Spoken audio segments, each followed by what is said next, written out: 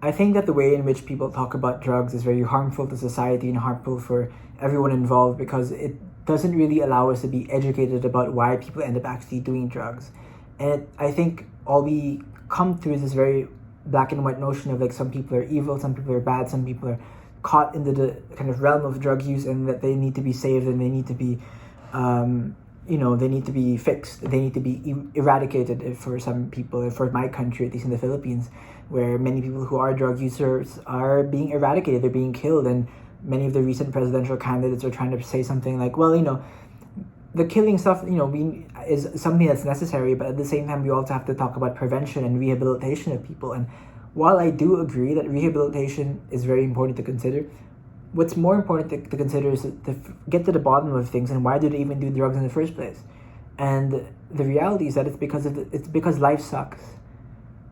It's because life is filled with so much pain, and if you're in poverty specifically, when you suddenly get access to a substance that can very easily alleviate the pain that you're feeling, and not only alleviate it, but give you pleasure in a way that nothing else in your society, in your environment, in your kind of, access can give you, it's very easy. It's a very easy decision to just take the drug, because life is painful.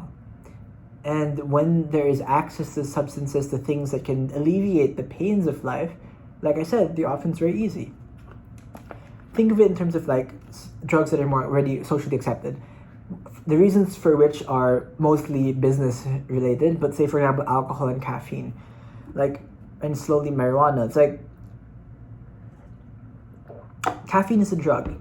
Caffeine is a drug in the category of stimulant, in a similar category of cocaine. Cocaine is just a stronger stimulant than caffeine.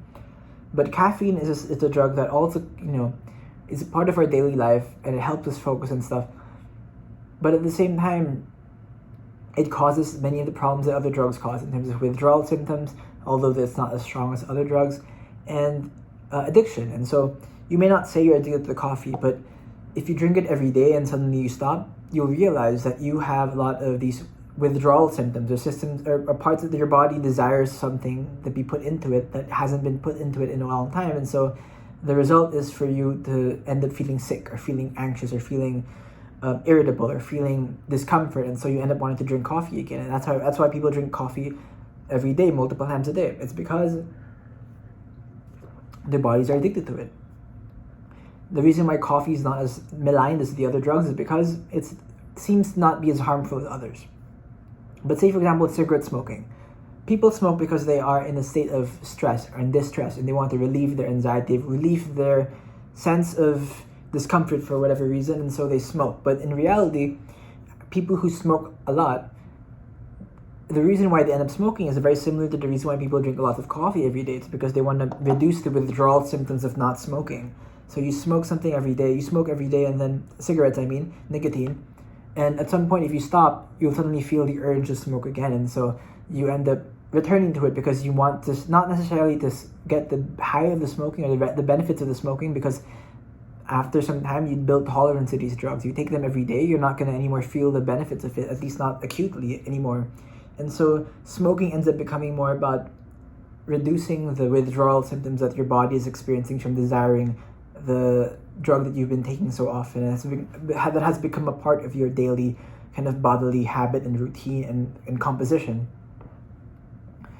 And so that's how it is with drugs that we already have in our society. Alcohol is the same way, where the reason why people drink alcohol is because they want to relieve themselves from stress. They want to relieve themselves from the pains of day-to-day life, and they want to just forget things, or they want to feel a bit lighter, they want to do all these things. And so the accessibility, a very wide accessibility of alcohol, which again is more of a business thing, allows people to have that avenue in order to just relieve their minds, even though alcohol as a drug is probably the worst drug in the sense that it causes the most harm in society, harm to self with liver issues, harm to family, sometimes there's spousal abuse or just general abuse in the home, and drunk driving, which causes many, many, many thousands of deaths every year.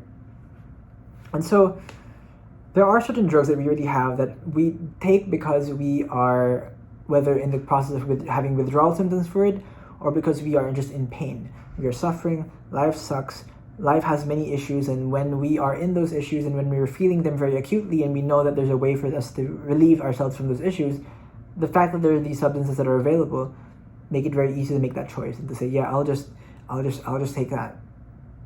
Because it's easy, it's convenient, and it works. That's the one thing that people don't talk about with drugs very much, is that they work. That's the reason why people get addicted to them.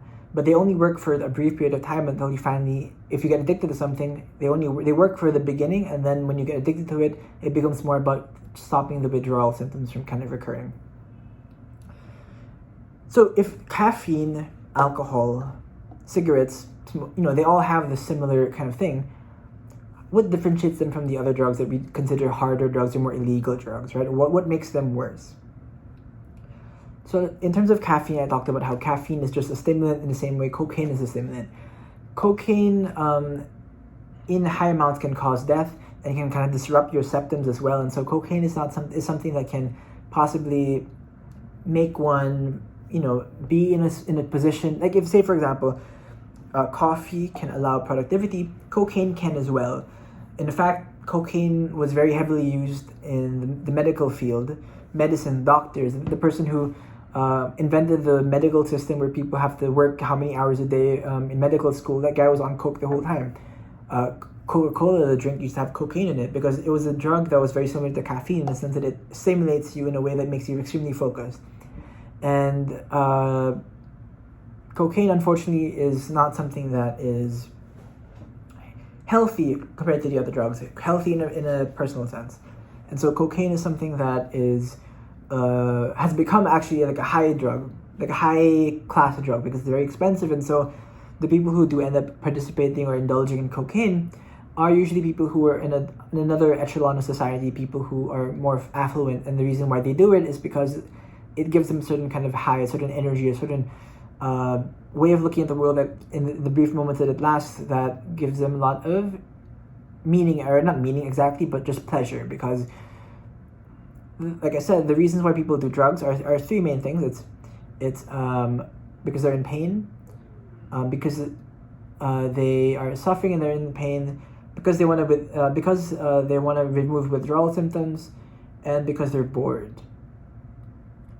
Now, these are not all the reasons. There's another one that I want to go into at the very end, but these people who do cocaine, for the most part, they are rich people who are bored and just want to have more fun in their lives, and so they take cocaine in order to kind of stimulate themselves and be more active and be more, get the kind of pleasure of things. People who are addicted to opioids are more people who have been prescribed, maybe you were prescribed medicine in order to, after an injury, and after you take the medicine, you realize that the pain from your injury is gone, but then even after the injury is gone, you realize that the pleasure you get from it continues, and so you have the sense of like, well, why don't I just keep taking this thing? Because yes, I'm not injured anymore, but like it still gives me pleasure. And if you look at the hierarchy of like opioids as a field, there's like codeine, morphine, heroin, fentanyl, in increasing degrees of strength. And because it's a drug that is more specifically about pain management or pain relieving, and not only pain relieving, but like, pleasure making, euphoria, many people are addicted to it. Methamphetamines, or amphetamines in general, stuff like ecstasy as well, MDMA, these things are stimulants, and that they are also very much about like pleasure. They give you a lot of pleasure. For ecstasy, for example, it gives you the sense of complete love for the world, that you want to just hug everyone around you because you are an extreme sense of your serotonin levels are pretty much maxed out, where the way that they describe it is that you are borrowing serotonin from the future for the present. And so in the moment that you're taking this drug, this MDMA, this ecstasy, you are experiencing utmost love for the world, and you just want to dance and have fun. And the most common place that people take it is in clubs. The problem with ecstasy is that it's often very difficult to find clean, and so most of the times it's mixed with something like meth or even fentanyl, and it is in those mixtures that can cause issues. But as it is just a drug on its own, it is generally well received by the body and has recently become studied and used in order to treat PTSD, because it kind of fills the individual with so much love and perspective and appreciation for themselves in the world that it seems to have had positive effects for people who have PTSD. So that's something that's been going on recently in terms of the field of study about these drugs. Another drug that has been commonly talked about in terms of the potential benefits are psychedelics. Psychedelics, some of them are lysergic acid or LSD. There's psilocybin mushrooms or magic mushrooms. There's stuff like DMT. There's stuff like, variations of stuff like ayahuasca and peyote, mescaline, which is from peyote, and all these things. So there's certain classifications of drugs.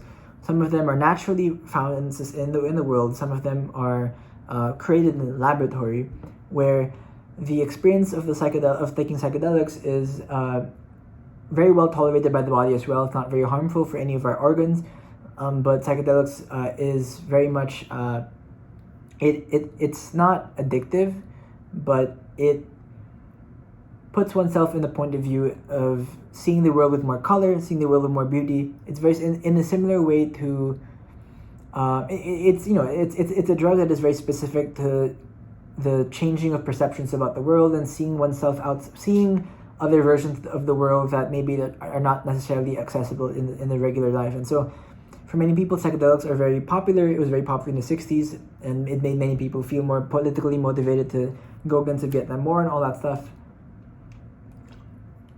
But it's not necessarily like the magical perfect drug, because it's also a drug that can cause lots of like negative experiences as well, especially if you are prone to say schizophrenia. Then the drug can be very, very dangerous for you. And so right now, what they're trying to do with psychedelics is that they're trying